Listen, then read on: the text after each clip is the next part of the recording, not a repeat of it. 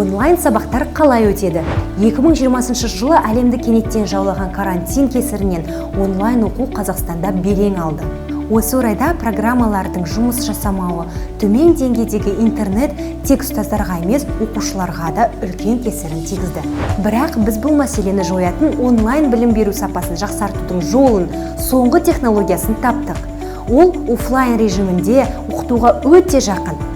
Ол зерделі студиясы. Зерделі студиясында сурет салу және жазу сияқты мүмкіндіктер бар.